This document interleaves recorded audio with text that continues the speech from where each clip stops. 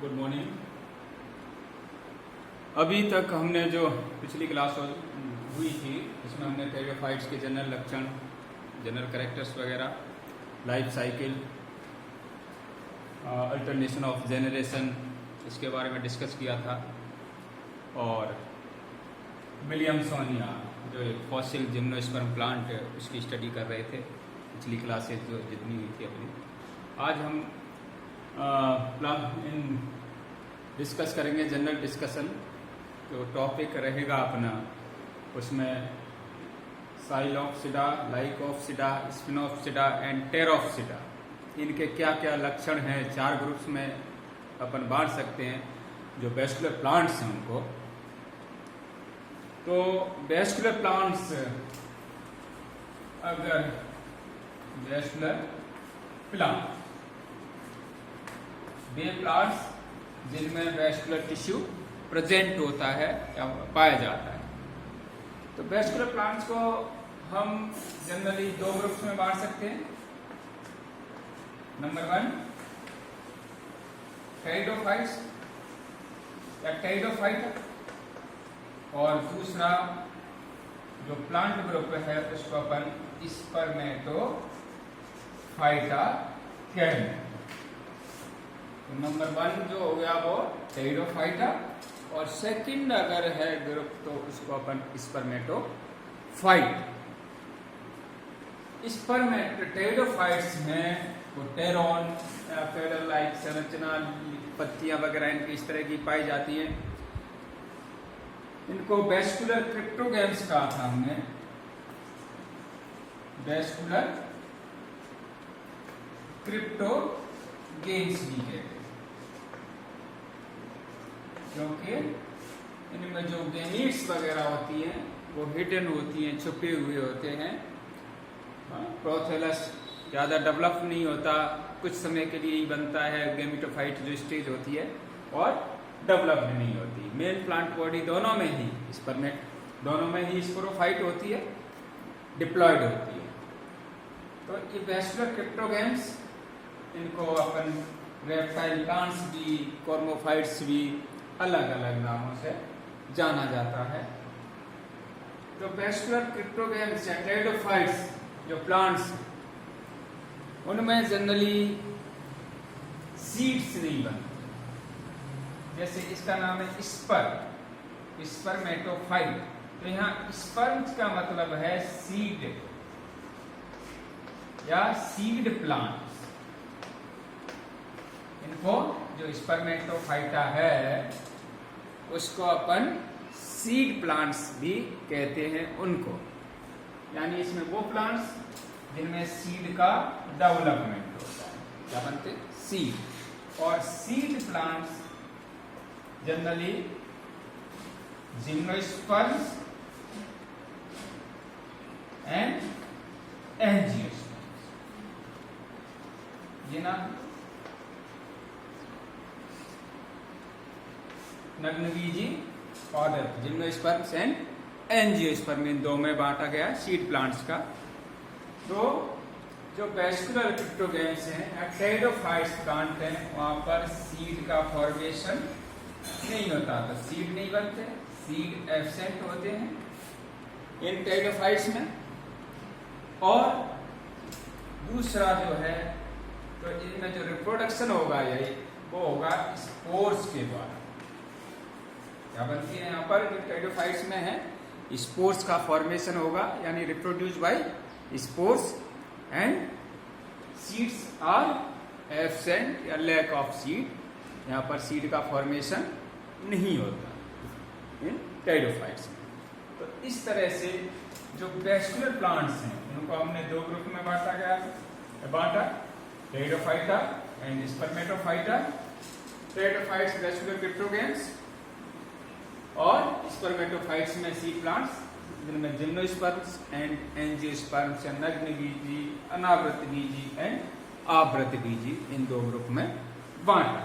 तो generally in दोनों में डिफरेंस सीड फॉर्मेशन का है, वहां पर सीड्स नहीं बनते, यहाँ पर सीड्स की फॉर्मेशन होती है, यहाँ पर स्पोर्स बनते हैं, यहाँ पर इस तरह की नहीं बनते, male gamete and female gamete उनका फॉर्मेशन होता है। फ्लावर, यहाँ पर फ्लावरिंग प्लांट्स है एंजियोस्पर्म्स,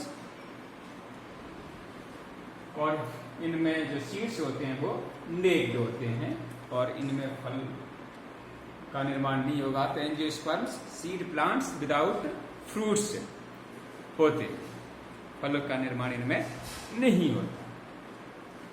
सिन्नट एक साइंटिस्ट थे, उन्होंने एक नई टर्म दी थी इन प्लांट्स के लिए, वैस्कुलर प्लांट्स के लिए, 1935। सिन्नट, उन्होंने 1935 में एक टर्म दी थी वैस्कुलर प्लांट्स की, ट्रैकियोफाइट्स। क्या क्या इन्होंने इन प्लांट्स को? ट्रैकियोफाइट्स।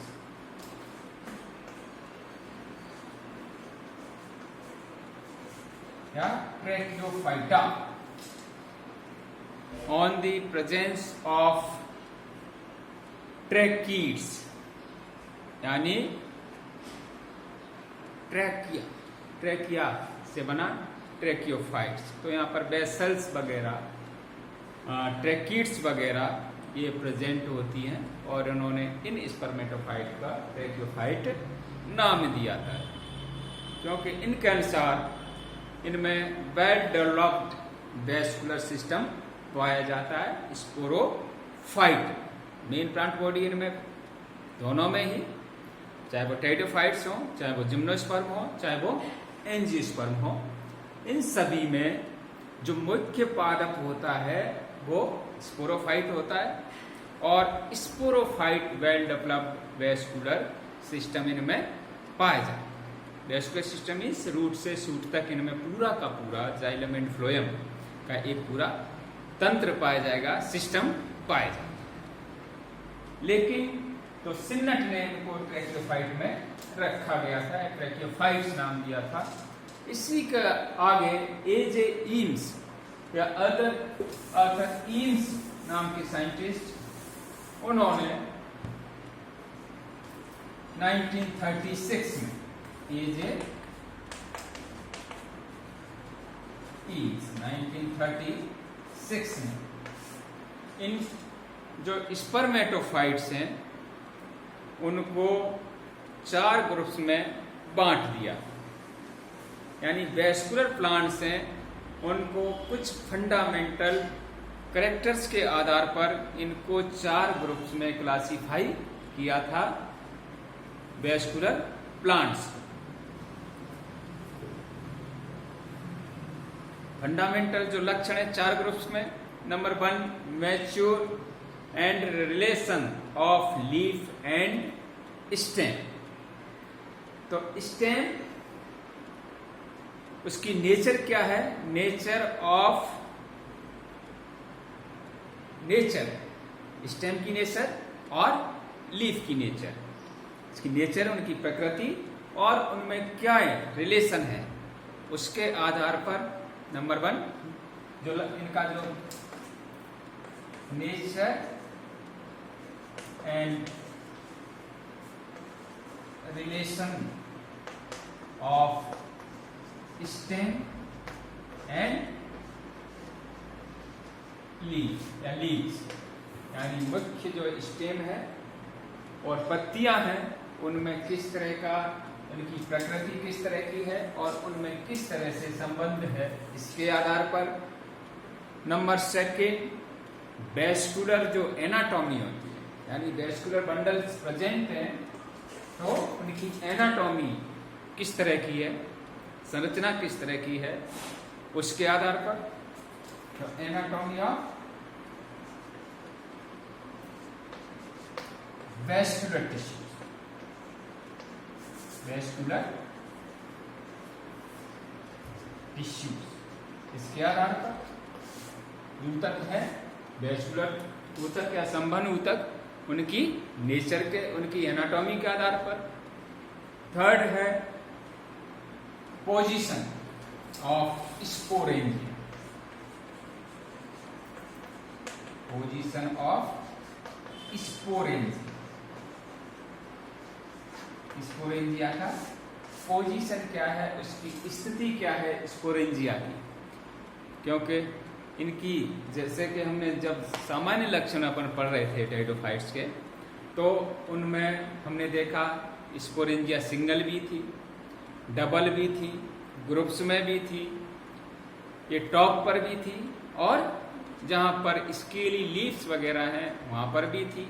जैसे राइनिया, तो राइनिया जब पढ़ा तो वहाँ पर ये बिल्कुल टॉप पर इस तरह से, राइनिया में आपने पढ़ा होगा इस तरह से टॉप पर है, सिंगल है एरियल ब्रांच पर।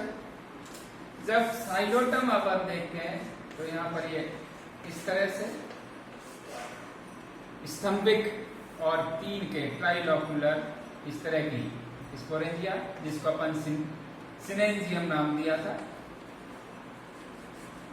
एक के लिए सिनेंजिया के रूप में भी पाई जाती है, एक सिंगल स्पोरेंजिया भी है,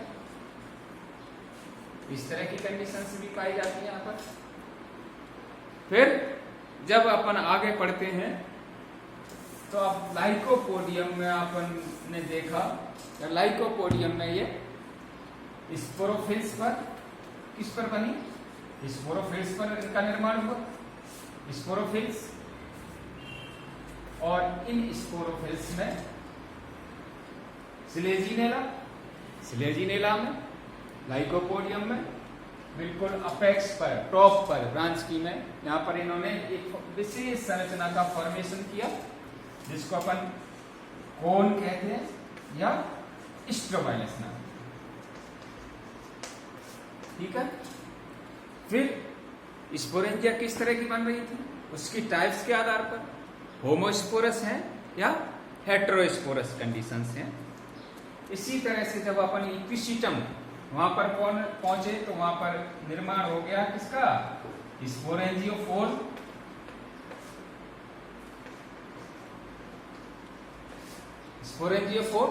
और इस स्पोरेंजियोफोर में कोन जिसको अपन कहते हैं उसका निर्माण हुआ। इसी तरह से और अपन आगे जाएं तो मार्सिलिया में एक कॉम्पैक्ट संरचना बनी वहां पर, जिसको अपन स्पोरोकार्प नाम, स्पोरोकार्प। और उस स्पोरोकार्प में माइक्रोस्पोरेंजिया, मेगास्पोरेंजिया, उनका अरेंजमेंट, तो एक कॉम्पैक्ट संरचना बनी। आगे फंड्स वगैरह में तो वहां पर ये पूरे के पूरे एक क्लस्टर में पाई जाती है। उन क्लस्टर्स में फिर बहुत सारी स्पोरेंजिया और पूरी की उस संरचना को अपन क्या कहेंगे, सोराई नाम दिया, सोराई। वहां पर इनका स्पोरेंजिया का निर्माण हुआ। तो इस तरह से जो मुख्य चीज थी ईम्स की, तो उन्होंने तीन फंडामेंटल चीजें दी थी जिसके आधार पर इन प्लांट्स को 4 ग्रुप में बांटा था। नंबर 1 साइलोप्सिडा, 4 ग्रुप्स,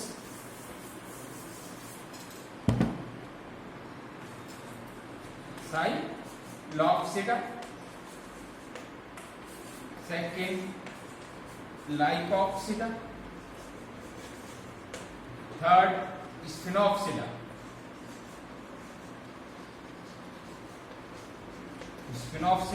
और फोर्थ टेरोप्सिडा।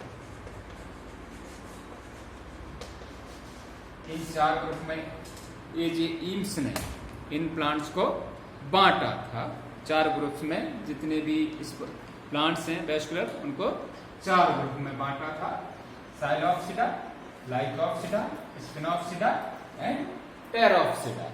तो साइलोप्सिडा ये जनरली सभी के सभी टेरिडोफाइट्स हैं। टेरोप्सिडा में लीकेल्स, फिलिसिनी और जिम्नोस्पर्मी एंड एंजियोस्पर्मी, इनको इन्होंने टेरोप्सिडा में रखा था।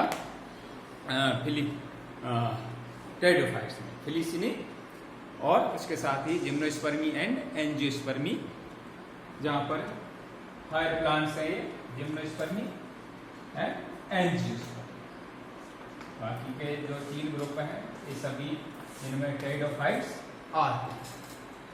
तो इस तरह से ईम्स ने इनको 4 ग्रुप्स में बांटा था, इन इसको स्पर्मेटोफाइट्स को या वेस्कुलर प्लांट्स को।